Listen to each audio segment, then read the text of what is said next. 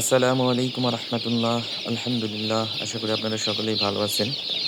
আমি আমার নতুন মুরগির ফার্মে কিছু বাচ্চা অর্ডার করছিলাম। তো আমার বাচ্চাগুলো আজকে চলে এসেছে।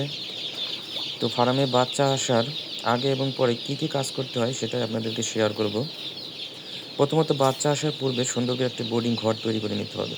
একটি আদর্শ বোর্ডিং ঘর কিভাবে তৈরি করতে হয় সেটা নিয়ে একটা পরে বিস্তারিত ভিডিও দেওয়ার চেষ্টা করব ইনশাল্লাহ। তো আমি আমার এই বোর্ডিংয়ে এই গোল করার জন্য যেটা ব্যবহার করছি, এটা হচ্ছে কাঠের যে বোর্ডগুলো পাওয়া যায়। নরম দেখে কাঠের বোর্ড কিনে আনবেন, আপনারা যারা করতে চান তারা এই বোর্ড ব্যবহার করবেন। এবং এরপরে হচ্ছে এই বোর্ডিংয়ের ভিতরে ধানের যে তুষ আছে এইটা দিতে হয়। তো 1 ইঞ্চি পরিমাণে তুষ সব জায়গায় সমানভাবে দিতে হবে এবং তুষের উপরে পেপার বিছাই দিতে হবে।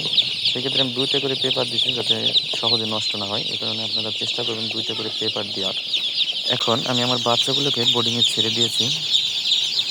দেখেন, মাশাআল্লাহ, বাচ্চাগুলো দেখতে খুবই সুন্দর। প্রথম অবস্থায় জিরো সাইজের বাচ্চাগুলো দেখতে আসলে অনেক সুন্দর লাগে। এটা যদি আপনি সরাসরি দেখতে পারেন তাহলে রিয়েলাইজ করতে পারবেন যে আসলে আল্লাহর সৃষ্টি কত সুন্দর। এবং এই বাচ্চাগুলো এতটাই নরম, মানে ধরতে খুবই ভালো লাগে। তো প্রথমে এই বোর্ডিংয়ের ভিতরে বাচ্চাগুলো রাখার 2 ঘন্টা বা 2.5 ঘন্টার ভিতরে কোনো রকম কোনো খাবার দেওয়া যাবে না। শুধুমাত্র গ্লুকোজ মিশ্রিত যে পানিটা আছে এটা আপনারা ব্যবহার করবেন। কেননা বাচ্চাগুলো অনেক দূর থেকে জার্নি করে আসছে এবং তারা শারীরিকভাবে দুর্বল আছে।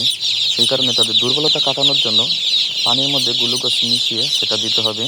এটা 2 ঘন্টার মতো তাদেরকে দিতে হবে এবং 2 ঘন্টা পরে থেকে খাবার দিতে হবে।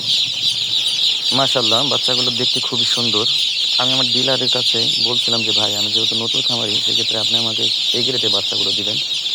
তো বাচ্চাগুলো যখন পাইছি দেখে খুবই ভালো লাগতেছে যে ভাইকে যেরকম বলছিলাম সে আমাকে ওই রকমই বাচ্চা দিচ্ছে। কারণ এই গ্রেডের বাচ্চা এগুলো দেখলেই বোঝা যাচ্ছে যে বাচ্চাগুলো কত বড় বড় এবং মোটা মোটা, দেখতে খুবই সুন্দর লাগতেছে। তো আপনারা যারা আমার ভিডিওটা দেখতেছেন, আমার মুরগি ফার্মের জন্য দোয়া করবেন যাতে আমার বাচ্চাগুলো সুস্থ থাকে এবং আমি যেন সুন্দরভাবে এগুলোকে লালন পালন করতে পারি।